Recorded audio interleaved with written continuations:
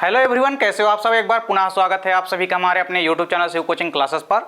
और दोस्तों आज की इस वीडियो में हम देखेंगे लाइक ऑपरेंड मॉडल। देखिए ये पेपर में लाइक ऑपरेंड मॉडल पेपर में पूछा जा सकता है, क्योंकि पेपर के पॉइंट ऑफ व्यू से काफ़ी इंपॉर्टेंट क्वेश्चन है।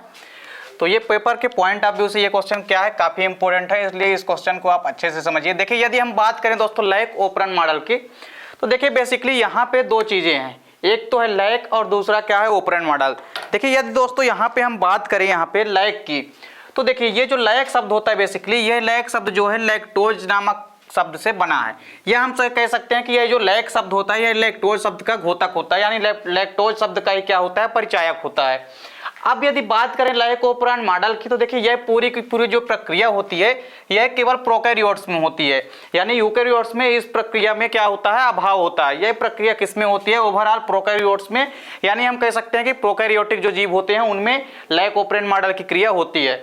अब यदि बात करें कि इस मॉडल को दिया किसने, तो देखिए इस मॉडल को किसने दिया, जैकब एवं मोनार्ड ने दिया। किसने दिया, इस मॉडल को सबसे पहले जैकब एवं मोनार्ड ने दिया। तो इसको आपको याद रखना है किसने दिया। ये ऑब्जेक्टिव में भी क्वेश्चन कई बार पूछा जा चुका है कि जो लाइक ऑपरेंड मॉडल है इसको किसने दिया। तो लाइक ऑपरेंड मॉडल को किसने दिया, जैकब एवं मोनार्ड ने दिया।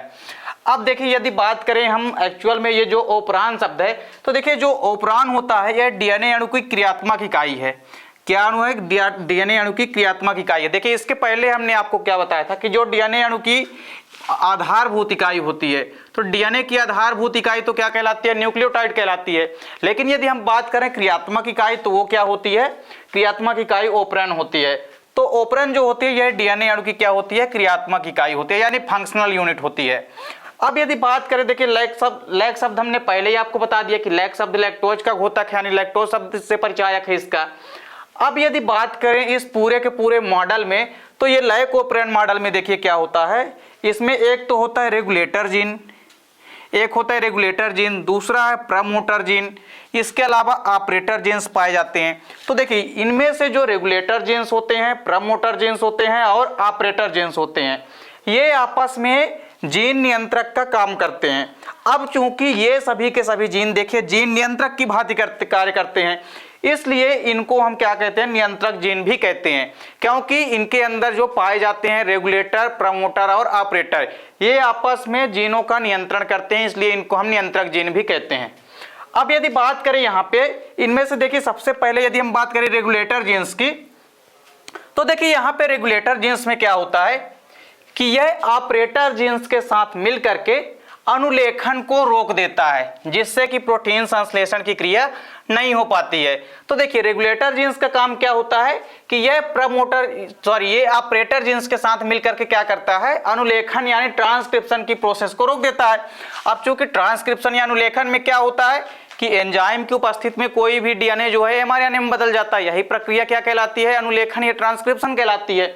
तो रेगुलेटर जीन्स जो होता है ये क्या करता है, ऑपरेटर जीन्स के साथ मिलकर के क्या कर देता है, अनुलेखन की क्रिया को रोक देता है, जिससे कि क्या होता है, अनुलेखन की क्रिया नहीं होगी। अब जब अनुलेखन की क्रिया नहीं होगी यानी एमआरएनए का निर्माण नहीं होगा, तो उसमें ट्रांसलेशन की क्रिया भी नहीं हो पाएगी, और ट्रांसलेशन की जब क्रिया नहीं हो पाएगी तो अर्थात प्रोटीन संश्लेषण की क्रिया नहीं हो पाएगी। अब देखिए यहाँ पे क्या होता है, यदि हम बात करें इसके बाद प्रमोटर जीन्स की, तो जैसा कि नाम से प्रमोटर मतलब ये प्रमोट करेगा, क्या प्रमोट करेगा, ये एमआरएनए का अनुलेखन करता है, यानी यह क्या करता है, एमआरएनए का ट्रांसलेशन करता है, जिसके परिणाम स्वरूप क्या होता है कि प्रोटीन का क्या होता है, निर्माण होता है, तथा यह आरएनए पॉलीमरेज की क्रियाशीलता पर भी नियंत्रण रखता है। देखिए जो आरएनए पॉलीमरेज एंजाइम है इसकी जो क्रियाशीलता होती है इस पर भी प्रमोटर जीन्स क्या करता है, नियंत्रण रखता है। अब जब यह आरएनए पॉलीमरेज की क्रियाशीलता पर नियंत्रण रखता है तभी ये प्रमोटर जीन्स एमआरएनए का अनुलेखन कर पाता है। अब यदि अनुलेखन हो जाता है यानी डीएनए से एमआरएनए बन जाता है, तो एमआरएनए से देखिए यदि अनुलेखन की क्रिया होती है डीएनए में तो एमआरएनए बनता है, यानी मैसेंजर आरएनए। अब इसमें क्या होगा कि ट्रांसलेशन की प्रोसेस होती है। ट्रांसलेशन का मतलब होता है कि अनुवादन की क्रिया होती है, तो अनुवादन की क्रिया के परिणाम स्वरूप फिर क्या बन जाते हैं, प्रोटीन का फॉर्मेशन हो जाता है। और इसके अलावा ये जो आरएनए पॉलीमरेज की क्रियाशीलता पर भी नियंत्रण रखते हैं। अब यदि बात करें इसके अलावा, देखिए रेगुलेटर, प्रमोटर और ऑपरेटर ये तीनों जीन नियंत्रक की भांति करते हैं। तो जीन नियंत्रक की भांति कार्य करते हैं, इसलिए इन जीनों को हम क्या कहते हैं, इन जीनों को हम नियंत्रक जीन कहते हैं। लेकिन इसके अलावा इसके अलावा देखिए जो जीन, इसके अलावा 3 जीन क्रमशः कौन कौन से, जेड, वाई तथा ए जीन, ये संरचनात्मक जीन कहलाते हैं, ये स्ट्रक्चरल जीन्स कहलाते हैं, क्योंकि ये संरचना बनाते हैं, जिसका नियंत्रण नियंत्रक जीन्स द्वारा होता है। और तीनों के तीनों जीन्स, चाहे वो जेड जीन हो, चाहे वो वाई जीन हो, चाहे वो ए जीन हो, इन तीनों जीनों का जो नियंत्रण होगा ये किसके द्वारा होगा, ये नियंत्रक जीन के द्वारा होता है। और नियंत्रक जीन कौन कौन से होते हैं, रेगुलेटर, प्रमोटर और ऑपरेटर।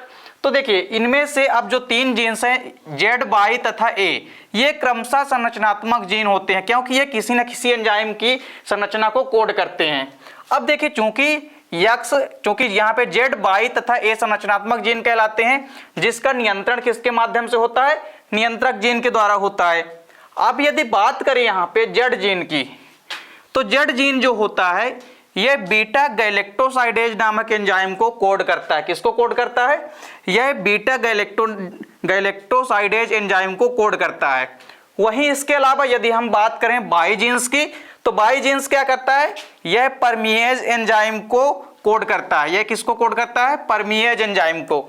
वहीं यदि हम बात करें ए जीन की, तो ए जीन जो होता है ये ट्रांस एसिटाइलेज नामक एंजाइम को क्या करता है, कोड करता है। तो इस प्रकार से हम कह सकते हैं कि यहाँ पे जो क्रमशः जेड, वाई तथा ए संरचनात्मक जीन होते हैं, ये किसी न किसी एंजाइम को क्या करते हैं, कोड करते हैं। तो इस प्रकार से ये 3 प्रकार के संरचनात्मक जीन एंजाइमों को क्या करते हैं, कोड करते हैं। तो इसकी हम पूरी की पूरी प्रोसेस को एक डायग्राम के माध्यम से समझते हैं। तो आप इसका सबसे पहले स्क्रीनशॉट ले लीजिए, इसके बाद हम इस पूरी प्रक्रिया का एक डायग्राम के थ्रू समझते हैं कि किस प्रकार से लैक ओपरेंट मॉडल की क्रिया संपन्न होती है।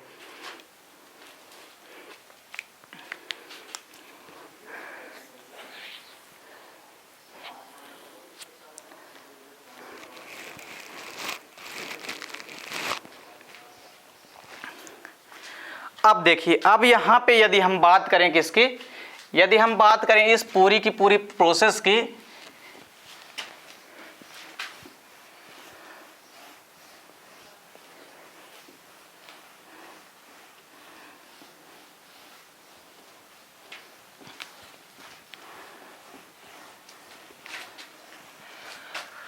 तो देखिए यहां पे यदि हम बात करें इस पूरी की पूरी प्रक्रिया की, तो इस प्रक्रिया में देखिए क्या होता है, इस पूरी की पूरी प्रक्रिया में टोटल इस प्रकार से 6 खाने होते हैं। इन 6 खानों में से देखिए 1, 2, 3, 4, 5 और 6, इसमें से देखिए सबसे पहले तो हमने क्या कहा, रेगुलेटर जीन होता है। इसके बाद फिर क्या होता है, प्रमोटर जीन होता है। फिर इसके बाद फिर कौन सा जीन होता है, ऑपरेटर जीन होता है। ये क्रमशः जीन होते हैं।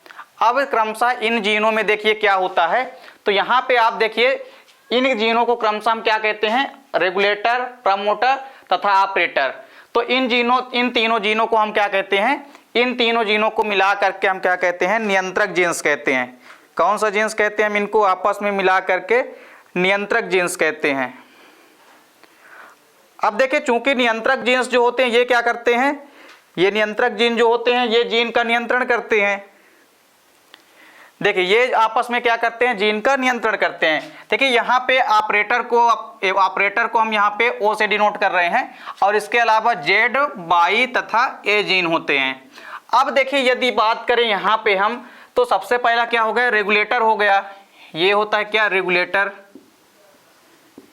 ये तो क्या हो गया हमारा रेगुलेटर। इसके बाद ये पी क्या हो गया हमारा, प्रमोटर। और ओ क्या होता है, ऑपरेटर। ओ क्या होता है, ऑपरेटर। अब यदि बात करें हम देखें तो इसमें से रेगुलेटर, प्रमोटर और ऑपरेटर, ये तीनों जीन क्या कहलाते हैं, ये तीनों जीन कहलाते हैं नियंत्रक जीन। ये तीनों जीन क्या कहलाते हैं, नियंत्रक जीन, नियंत्रक जीन। अब देखिए इसके अलावा जो बाकी जेड, वाई तथा ए जीन है ये क्या कहलाते हैं, ये संरचनात्मक जीन होते हैं। ये संरचनात्मक जीन होते हैं, ये संरचनात्मक जीन होते हैं। यानी ये क्या होते हैं, स्ट्रक्चरल जीन होते हैं, और ये नियंत्रक जीन होते हैं। अब देखिए चूंकि हमने क्या कहा कि जो रेगुलेटर जीन होता है ये ऑपरेटर जीन के साथ मिलकर के क्या कर देता है, अनुलेखन की क्रिया को रोक देता है। तो यदि ये दोनों जीन आपस में मिलते हैं तो क्या करते हैं कि रेगुलेटर जीन और ऑपरेटर जीन, यदि रेगुलेटर और ऑपरेटर दोनों जीन ये आपस में यदि मिलते हैं तो ये क्या कर देते हैं कि पूरी की पूरी प्रक्रिया, अनुलेखन की प्रक्रिया को रोक देते हैं, जिसके परिणाम स्वरूप mRNA का निर्माण नहीं होगा और mRNA पर अनुलेखन की क्रिया, अनुवादन की क्रिया नहीं होगी, फिर जिसके कारण प्रोटीन का निर्माण नहीं होगा। वहीं यदि बात करें हम किसकी, प्रमोटर की, तो ये देखिए RNA पॉलीमरेज की सक्रियता यानी क्रियाशीलता पर नियंत्रण रखता है, जिसके परिणाम स्वरूप इसमें क्या होता है, प्रमोटर में अनुलेखन की क्रिया होती है, अनुलेखन की क्रिया होती है। अब जब इसमें अनुलेखन की क्रिया होती है, जिसके परिणाम स्वरूप देखिए क्या होता है, जिसके परिणाम स्वरूप mRNA का निर्माण होता है, जिसके परिणाम स्वरूप mRNA का निर्माण होता है, mRNA का निर्माण। अब देखिए इस mRNA का जो निर्माण होता है, इसके बाद क्या होता है, देखिए इसके बाद इनमें अनुवादन की क्रिया होती है, इसके बाद इनमें क्या होती है, अनुवादन की क्रिया होती है, जिसके परिणाम स्वरूप क्या बनता है, प्रोटीन का फॉर्मेशन होता है। अब चूंकि प्रमोटर प्रमोट करता है अनुलेखन की क्रिया को, जिस कारण से mRNA का निर्माण होता है और फिर इसके बाद अनुवादन की क्रिया होती है, जिसके परिणाम स्वरूप क्या होता है, प्रोटीन का फॉर्मेशन होता है। तो ये प्रक्रिया किसकी हो गई, ऑपरेटर प्रमोटर जीन्स की। अब देखिए ये तीनों जीन्स तो आपस में क्या कहला गए, नियंत्रक जीन।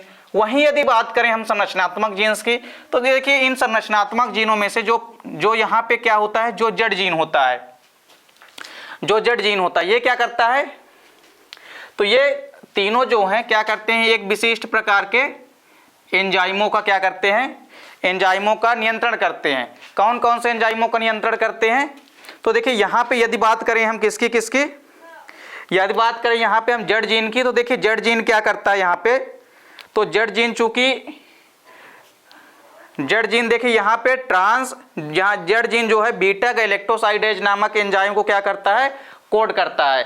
देखिए जेड जीन जो होता है यहाँ पे, जेड जीन जो होता है ये बीटा गैलेक्टोसाइडेज, बीटा गैलेक्टोसाइडेज, तो जो जेड जीन होता है ये बीटा गैलेक्टोसाइडेज नामक एंजाइम को क्या करता है, कोड करता है। वहीं यदि बात करें हम किसकी, वहीं यदि बात करें हम किसकी, बाईजीन की, तो बाईजीन क्या करता है, बाईजीन जो है ये परमिएज एंजाइम को क्या करता है, परमिएज एंजाइम को कोड करता है। तो यहाँ पे देखिए नियंत्रक जीन क्या हो गया, नियंत्रक जीन तो वो होते हैं, यहाँ पे देखिए नियंत्रण जीन क्या होते हैं, आपस में तीन जीन होते हैं, रेगुलेटर, प्रमोटर और ऑपरेटर जीन्स होते हैं। अब चूंकि प्रमोटर में क्या होती है, अनुलेखन की क्रिया होती है, जिसके परिणाम स्वरूप क्या होता है, mRNA का निर्माण होता है और mRNA के परिणाम स्वरूप क्या होता है, इसमें अनुवादन की क्रिया होती है, जिससे कि क्या होता है, प्रोटीन का निर्माण होता है। तो चलिए जल्दी से आप इसका स्क्रीनशॉट ले लीजिए।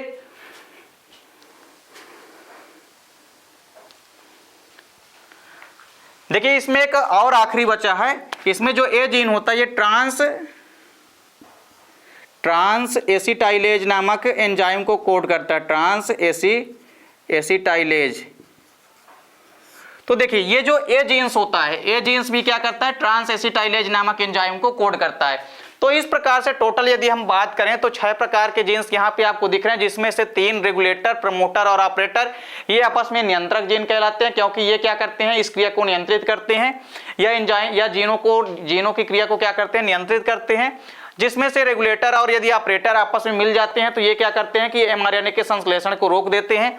वहीं प्रमोटर क्या करता है, प्रमोट करता है अनुलेखन की क्रिया को, और इस अनुलेखन की प्रक्रिया के परिणाम स्वरूप क्या होता है, mRNA का निर्माण होता है, और इस mRNA के निर्माण के बाद अनुवादन की क्रिया होती है, जिससे कि प्रोटीन का निर्माण होता है। और इसके अलावा जो जेड, बाई तथा ए जीन होते हैं ये आपस में संरचनात्मक जीन कहलाते हैं। जेड यहाँ पे क्या करता है, जो जेड जीन होता है ये बीटा गैलेक्टोसाइडेज नामक एंजाइम को कोड करता है। वहीं बाई जीन जो होता है ये परमिएज एंजाइम को कोड करता है। इसके अलावा जो ए जीन होता है ये क्या करता है, ट्रांस एसिटाइलेज नामक एंजाइम को कोड करता है। तो चलिए आप इसका स्क्रीनशॉट ले लीजिए। उम्मीद करता हूं दोस्तों वीडियो पसंद आई होगी। दोस्तों वीडियो अच्छी लगे तो लाइक और कमेंट कीजिए, साथ ही साथ दोस्तों के बीच शेयर कीजिए। और दोस्तों यदि आप चैनल पे नए हैं तो चैनल को सब्सक्राइब और बेल आइकन प्रेस कर लीजिए ताकि नोटिफिकेशन आपको मिलती रहे। उम्मीद करता हूं दोस्तों वीडियो पसंद आई होगी। वीडियो अच्छी लगे तो लाइक और कमेंट कीजिए, साथ ही साथ दोस्तों के बीच शेयर कीजिए। मिलते हैं दोस्तों नेक्स्ट वीडियो में, तब तक के लिए जय हिंद, वंदे मातरम।